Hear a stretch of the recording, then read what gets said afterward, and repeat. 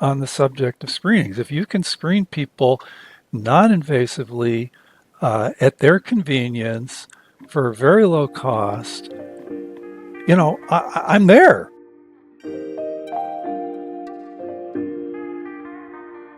Welcome to the Wellable Weekly Podcast, where we talk about key topics and trends at the intersection of well-being, technology, and HR. I'm Nick. We have a special guest episode today on the pod. We have the one and only Al Lewis. His reputation precedes him. Many people already know who he is, but for those of you who don't, he's written numerous books and articles on employee health and well-being. He's been involved in a number of debates, sometimes getting a little bit spicy with other kind of leaders and figureheads in this industry. The funny story I'll tell as like a little bit of a bio was that I think when I first met him, he got introduced in two different ways.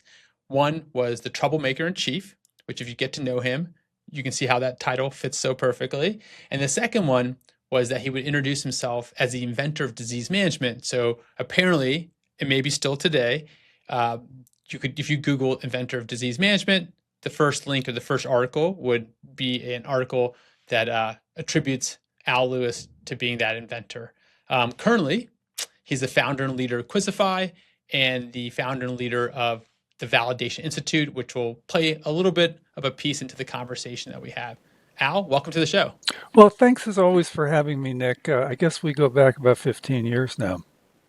Yeah, it's kind of crazy. I think when we first started, before Bubble was even like a product, I think I was doing some consulting work, and as were you, and we think we were in the room one time doing like kind of a joint consulting Yes, that's project. how we met. And I was all set to go down your throat because I thought you were going to talk about how terrific screening everybody in the company was, and you didn't. That is a good segue to our conversation. So, one of the things I think you, at least when we were first starting, it wasn't 15 years ago, but 12, whatever number of years ago, the hot topic was, do you do screenings or not? You were certainly on one side of that river. I think you should call these wellness programs that had screenings as a big component, like pry, poke, and prod programs, and kind of said they weren't like effective and weren't a good use of money. I won't put words in your mouth, but No, I no, feel like those are great words to put in my mouth. Yes. perfect. Well, I figure what would be good though is to level set the conversation because I think many people know you from that perspective. I think, at least from my perspective, that's kind of like your hallmark, that in HRAs. And so I thought maybe just as a recap, maybe you can identify or kind of talk a little bit just at a high level about biometric screenings, their place in the work, employee health, and kind of your general viewpoints on it. Yes, so biometric screenings were a fad in the teens and at lesser extent the aughts, because people thought if you could just identify people's risk factors, you could cure them or manage them so that they wouldn't end up in the hospital. And there are about 16 things wrong with that. One, just a very basic one, is that essentially no employed person under the age of 65 actually goes to the hospital for one of these things. The total admit rate for primary coded heart problems and diabetes combined is about 3 or 4 per thousand. So you're spending a humongous amount of money trying to reduce this number by about 10%. So the math didn't add up. It was also very annoying for employees. There were a ton of false positives. People didn't understand the math of false positives. That if you're looking for a 1 in 1,000 shot and you're 90% accurate on your test, you're going to actually find 10 people out of every 1,000 people you test. You're going to find 100 who test positive, and only one of them is going to have a heart attack. So I just let's just assume that this stuff's dead and buried finally. And you probably want to know why I've kind of changed my mind on this.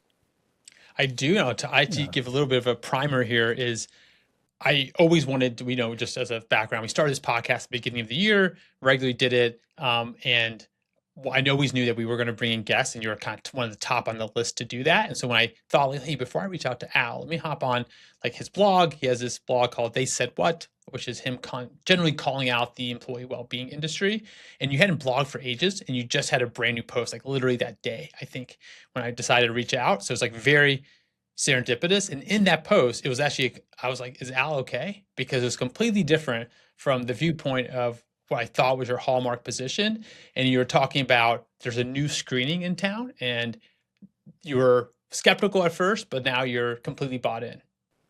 Well, that is exactly right. In fact, okay, the company that has this new screening in town is called Hibiscus Health.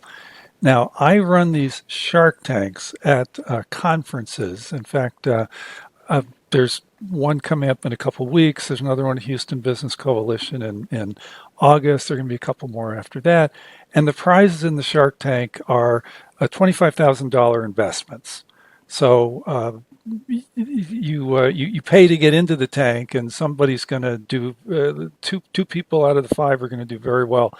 The other three are going to have a chance to pitch their stuff, and people in the audience can say contact me on the little form, yada yada yada. Well, in any event, there was this company Hibiscus Health that said they did screenings, wellness screenings, and Nick, how I feel about wellness screenings. So I actually went up to them ahead of the conference, ahead of the Shark Tank, and I said, just to be honest, I'm not going to vote for you people because I just think screening is a complete waste of time. So I didn't vote for them. The judges voted for another company, Radial Health. Another company won the judges. Well, these folks won the audience vote by a huge margin over the other contestants. So I figured, I might as well go see what the fuss is about. So I go to their little booth. I'm like, okay, fine. So they say, yeah, you just look at this screen for 30 seconds, and we will tell you, your risk factors. And being in this industry, of course, I know my risk factors cold. And in fact, I just did my, I do it because I'm 70 now. I do these things annually. I never used to. So I knew exactly what my numbers are. So I look at the screen for 30 seconds, and they were just shockingly close scarily close to my real numbers. And didn't cost any money to look at a screen. So I completely turned around on the subject of screenings. If you can screen people non-invasively at their convenience for a very low cost, I'm there. So they won they didn't just win the 25,000, but I actually ended up doubling the investment because I liked what they did so much. And I've had other people look at the screens as well, and they've come up with the same conclusion that yeah, they're pretty darn close to what my blood values are. Interesting, just for the benefit of everyone else. So I went to Hibiscus Health website. Effectively, they do a 30-second scan of your face. It seems like most times people are doing it through a mobile phone, but they have like a kiosk and a couple other options. The mobile phone is nice because like any employee anywhere can just like download it on their phone, and they're set up to go through this screening. And from the lamest version for how this works is that it detects what it seems like subtle changes in your facial blood flow. And from that is able to generate these risk assessments. You probably know better than me, but I'm sure there's all this fancy technology into it, but it seems pretty interesting. Just from throw some stats out there. I think according to the website, they claim it achieves 95% accuracy for blood pressure and 85% accuracy for diabetes, cholesterol, and triglyceride risks. I guess you know what? I guess those numbers don't really mean much without context of like what a blood draw gets. Any idea? Like, how do those numbers in terms of accuracy sit with you relative to like a traditional screening? Well, I think the comparison is to a traditional screening. So the assumption is that the traditional screening would be 100%. Okay. Not entirely true, but you got to have a benchmark. Okay. So in that case, I know you mentioned like the false positive narrative, right? Like one false positive and all the cascading tests and things that would go down, like all the costs, not just to the patient's own personal health and risk, but then it's the financial cost of doing so. Is the sense that, like, how does Hibiscus Health address that potential issue, knowing that clearly there's a cheaper way and a more democratized way of doing it because anyone, anywhere can be doing this type of screening, but how do they address the false positive kind of? Well, if you're clearly low risk, that's the end of it. And there's a little checkbox, or I don't know if they have it yet, but they will have a little checkbox that says to your employer, yes, I just checked this. So, give me my incentive kind of thing. If you're clearly high risk, they make a recommendation that you talk to a coach, either theirs or your employer's. But if you're in that area where you could be a false positive, it basically says, go get a real blood test. So now it's possible the real blood test will be a false positive as well, but suddenly now you have two tests to sort of rule out false positives instead of one. So does it absolutely get rid of the false positive? No, not at all, but it should cut down on them very considerably. The real savings is in the 70% who don't really have anything wrong with them, that you're spending a fraction of what you would have spent on the screens, on the biometric screens. I know you're not necessarily into the weeds of it. So how does that? How would if they're trying to stratify that population? How do they determine like someone's clearly in the high risk category that's not like a false positive? How does that individual who's clearly in the category who should go see like some secondary intervention? Does everyone who's considered high risk get a blood screen to confirm it, or is it just like these people in this middle area that could be false positives? And if so, how do they determine? Well, if you on their site, when you get your screen back, there's sort of a color code from solid green to solid red. So the folks who are pretty high in the red, they tell you to get to a coach or whatever the employer wants you to do. When if you're in the pink area, that's when that's when they're telling you to get a legit test. Now, as I mentioned, I mean, legit tests could be wrong as well, but you're cutting way down on the cost of just the large number of people who just aren't going to have an issue. I mean, those regular screens, I don't know, they cost $50 or more a piece. Yeah, that'd be probably on the low end of where they would cost, Yeah, and that yeah. that may be in a situation where you do like an on-site version, which takes coordination. Like there's other like Oh yeah. Oh, there's all non-direct sorts of financial costs. admin Yeah, costs, and then you're taking the employee off the line or off the phone bank or whatever. So yeah, I mean, this is one of the many reasons that I just did not like these things was the ridiculous cost involved. Now the fact is, you still have the issue of if somebody is high risk and they go to a coach or a wellness manager, whatever, there's still no guarantee that they're going to improve their behavior or anything. But the difference is you're learning this, you're gambling a lot less money and a lot less employee dissatisfaction and a lot less administrative hassle to get to the point that you would have gotten to had you been doing biometric screens for the entire population the old-fashioned way.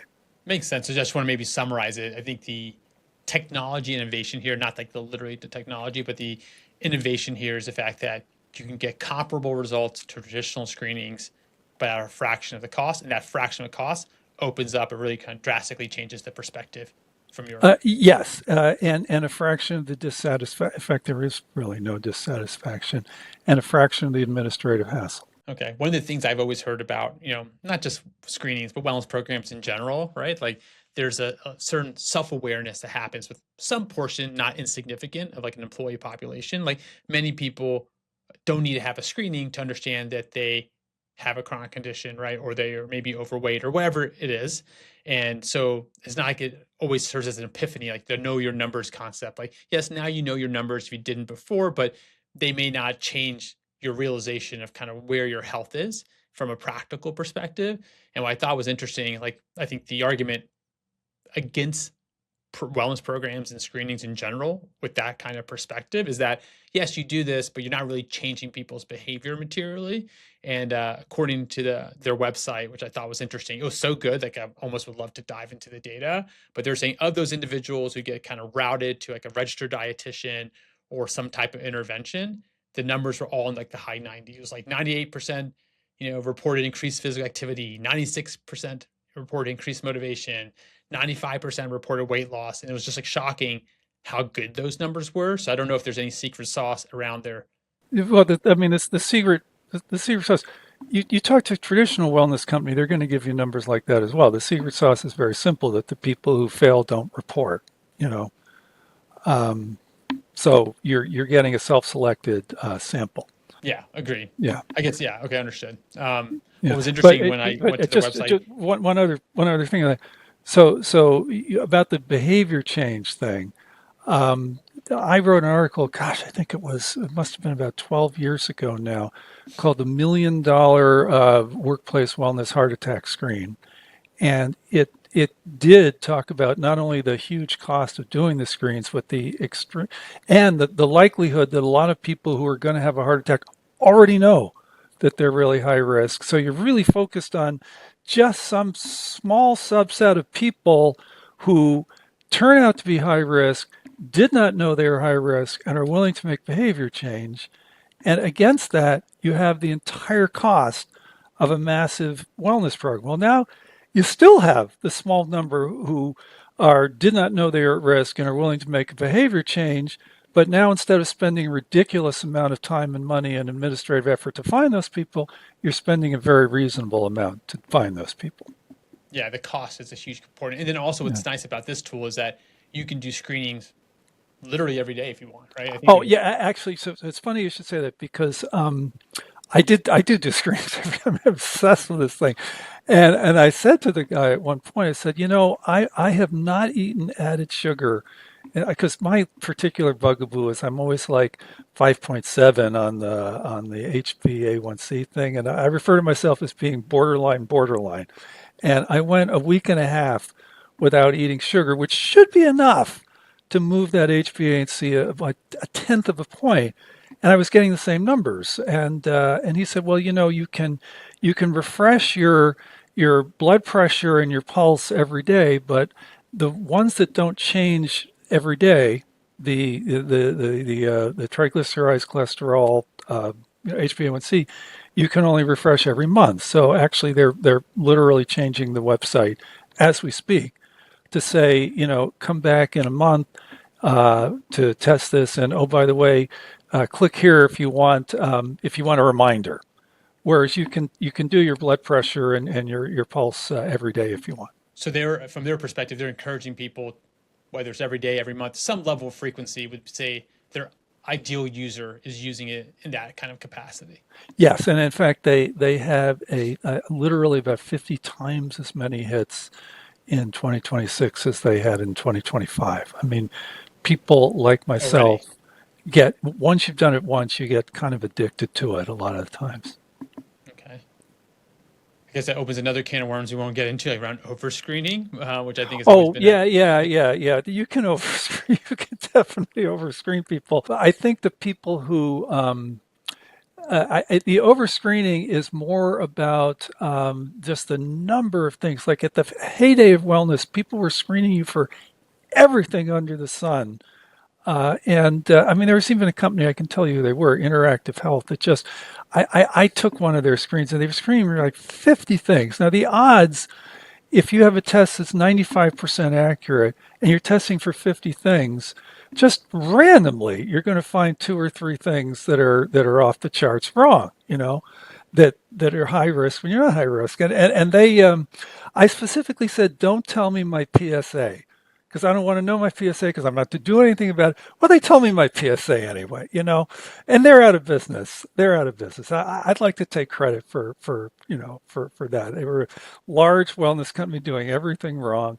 And actually, I ran into the CEO, the final CEO, just randomly a couple of years later. I said, "Oh, well, this is a little embarrassing." He said, "No, no, no, no. You were right about everything." He said, "I just couldn't make the change." He said, "I had what's known as a deep state problem. I couldn't get the people who've been doing it this way to change, and I didn't have enough money to fire them all and bring in new people." I call that the path dependence problem, right? You're further far enough to the path. If your whole business is built on whatever it may be, it's hard to say, let me cannibalize that business with my whole Yes, business, yes, they right? they had serious path dependence at that Yeah. I company. mean, the best example, probably don't want to get too much of a tangent here, is Netflix, right?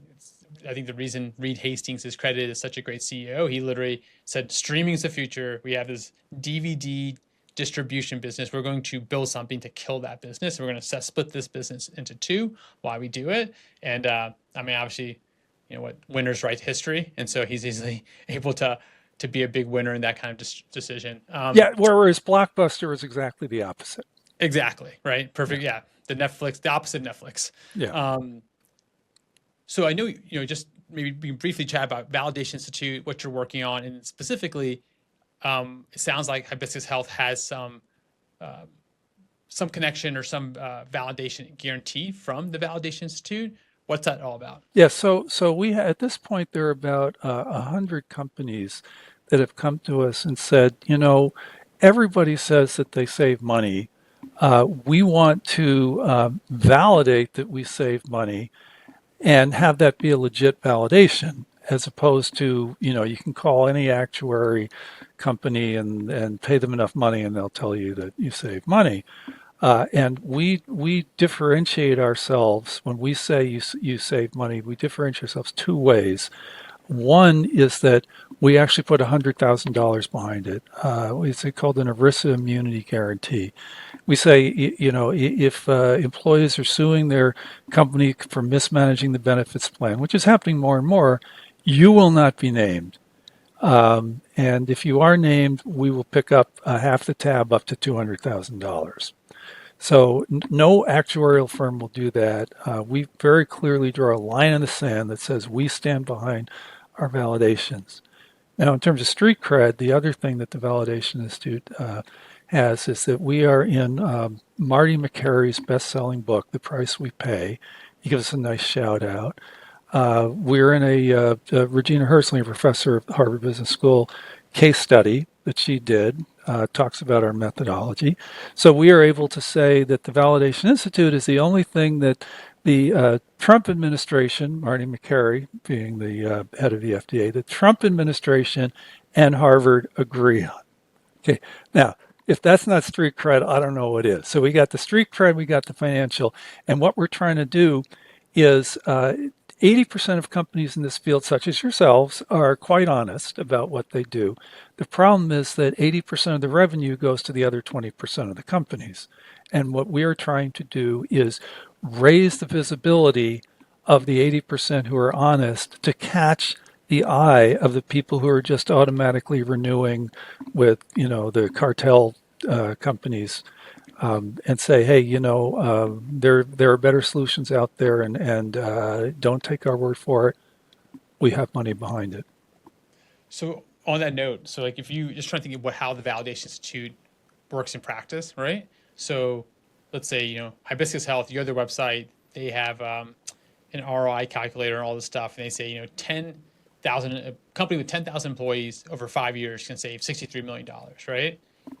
Do you validate that claim, and then No, if so, it's very rare that we validate the exact claim that's on a website for any company. So in the case of Hibiscus Health, what we validated is that assuming that you are doing screenings, you will either save a lot of money by doing the same number of screenings at a much lower cost, and or screen more people, because there are plenty of people who will look at, such as myself, who will look at their phone, who won't necessarily be willing to line up and get themselves screened.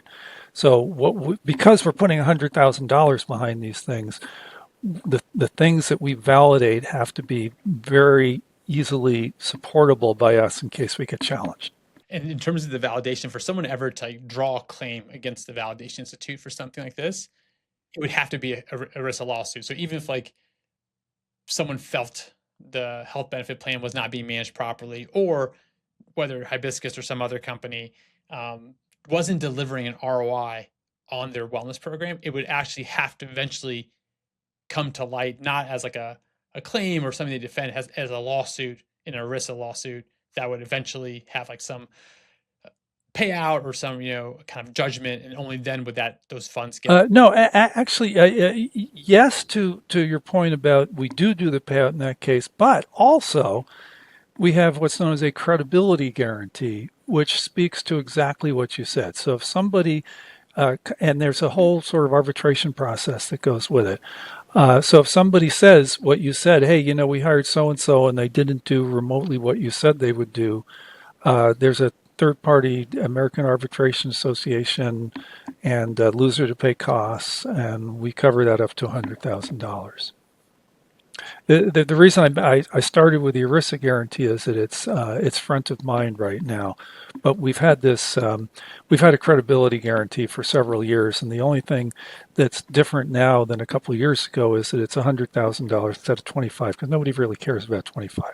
100 people start caring, and in fact, I don't want to mention names, but we might even be going to $1 million in a couple of cases obviously people are going to pay extra for the coverage, but people saying, we're going after big accounts now, and $100,000 doesn't mean anything to them. $1 million does.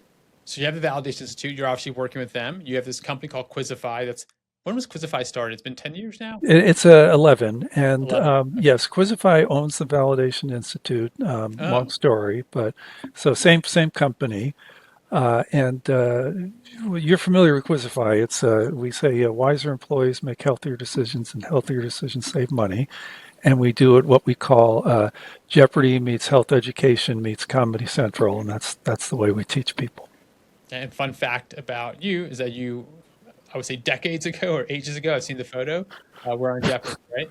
Yes, it was more than half a lifetime ago at this point, I'm afraid, or actually about half a lifetime ago.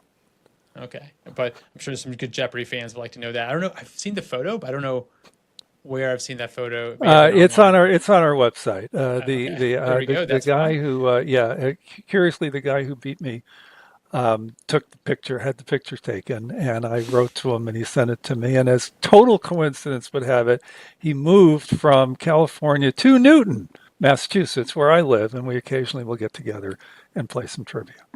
Oh, nice. So one of the things, so Quizify, as you noted, it's like I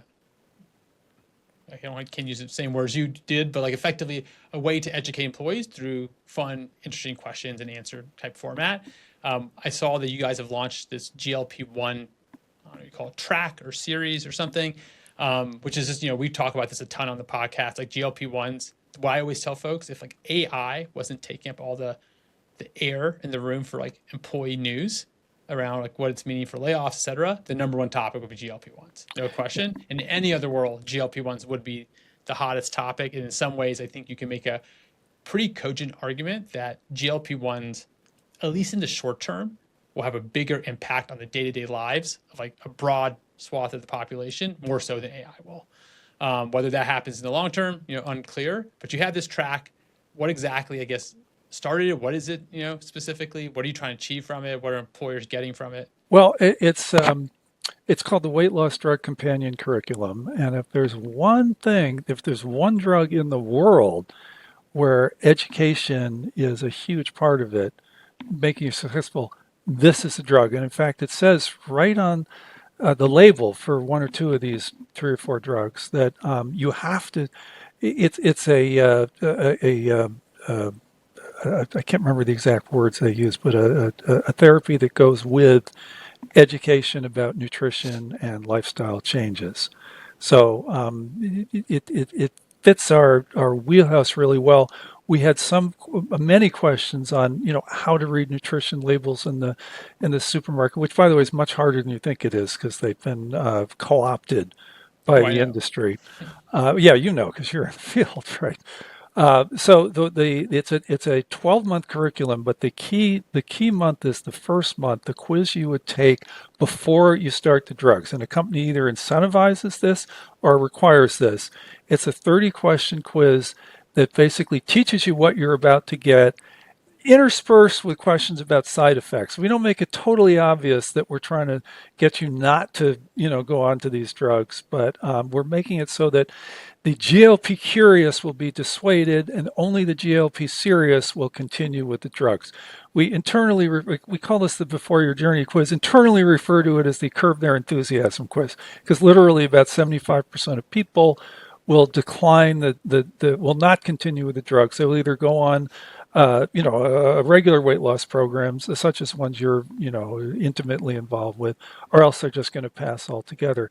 They would, I can't prove this, but I think they are much more likely to be the people who would be dropping out within 3 to 10 months than the people who will actually be successful on the drug. So we educate the GLP curious, I'm sorry, we dissuade the GLP curious, and then for 12 more months, educate the GLP serious. And for the next 12 months, that's like a quiz a month, or what is A that? quiz a month, yes. It Okay. covers, and we have one quiz that covers, how to manage the side effects, and then everything else is about nutrition, lifestyle, that kind of stuff, and all the phony labels out there, and like very simple things like you got to drink a lot more water than you think you do because your sense of hunger is suppressed, but your sense of thirst is also suppressed. And if you don't drink enough water, you can get some acute kidney damage or other things. You're not getting enough fiber. Most Americans don't get enough fiber anyway. You're cutting your caloric intake in half. A lack of fiber can lead to all sorts of complications that are not reversible. So, we teach that, and then we teach where you get the fiber. And we do this, month after month for 12 months. And so a lot to unpack there. So any kind of guidance for like other than all pharmaceuticals have some, generally speaking, some type of like attrition rate or something like that. Why was the number 2/3 drop off Yeah. within a certain period, short period of time? Why is that the case? Like, is it Uh, the difficulty in just doing it, just constantly remembering to do it? They're not seeing results. well, there's some portion, some small portion that, because of some genetic predisposition, will not get results. But generally speaking, the dropouts are because people were not well prepared to get on them. They weren't expecting the side effects. And some of these side effects just do not go away on some people. It could be the economics. It could be some combination of those things. It could be that they are getting results, but they're not getting results that are merit the cost. Any number of things. And they've looked into this many times and just found that it's not one thing. It's a whole bunch of things that cause people to drop. And then when they do drop, they gain not all of their weight back, but most of their weight back. And it turns out, and this is fairly recent finding, that the weight regain is more likely to be in fat than muscle as compared to when you got on. So you have to be pretty darn sure when you get on that you're going to be willing to stay on. So from just an employer perspective, they're thinking about covering some or all of GLP-1s, right, in terms of coverage for the employee. They would say, okay, everyone needs to take, hypothetically, this kind of a pre-quiz, so to speak, to dissuade the GLP curious from not eventually following through and getting on the prescription. So they'll create a gate against that. And then to remain being covered every month, they need to complete another quiz. And if they go 6 months and quit doing the quiz, at that point, it comes out of pocket or something. Yes, that's in theory, that's the way it works. In practice, the initial quiz is very easy to implement. 75% won't continue. They have other programs they want people to do that don't involve drugs. To be perfectly honest, I don't think anybody has put the admin together to really tie those other following 11 months to continuing coverage of the drugs. The admin is just much harder than giving somebody a quiz. And the beauty of giving them this first quiz, or actually, frankly, any of the quizzes, certainly first quiz, is that the PBMs will say, you're not allowed to do pre-authorization. They have this right in their contracts, or we're going to take away all of your rebates or whatnot. Well, this isn't pre-authorization. This is what we call self-pre-authorization. It's also right on the label, so they can't complain about it. So it allows you to cover the drugs without breaking the bank because you're only going to be covering them on the people who are most serious about them, which instead of being 5 or 6 people or even 10 people per thousand is going to be just a few people per thousand. Well, I like to end on a joke I heard you say one time. Ashley, for those of you who don't know, we know this is a relatively new podcast, but years ago, I'm talking about years and years ago, we tried to dabble in podcasts. And Al, you're one of our guests back in the day, and you told this joke related to, I think it was health risk assessments, but it was a kind of both screenings and whatnot. I've always resonated with it. I've always trying to misquote it a ton, so I'm going to try to do it one more time. But the question is, what do pennies, baseball, communism, Microsoft Outlook, which I'll take offense to a little bit, and screenings all have in common? And the answer is, if they did not already exist, no one would Nobody invent would them. invent them, right? Exactly, right? And so I guess the argument now, we may need to recraft that joke a little bit, since you have these companies like Hibiscus Health and others Yeah. trying to innovate the space a little bit. Well, Yeah, and thank you, by the Al, way, for it's joining not us. I it really just appreciate it. I know you want to close on this, but it's not just an and others. This is Hibiscus Health. Period. Nobody else. I've looked around the web. Nobody else is close. That's fair. Sorry, it's a Yeah. good question. I mean, I did not even know about hibiscus health until I was like, oh, I should try to ask Al if he'd be a guest on the podcast. First thing I do is check your blog, and I'm like, you went quiet, which is a so separate conversation why you don't post anymore. But then you finally just posted literally that day, and it was related to hibiscus health. And I checked out their website, and seems pretty cool. Well, thank you, Al, for joining us. Thank you, Well, everyone thank who's you for listening. having me. Yeah, of course, absolutely. Thank you, everyone who's listening and watching and giving us part of your day. Please like and subscribe on whatever platform you use to access this show, and have a great week.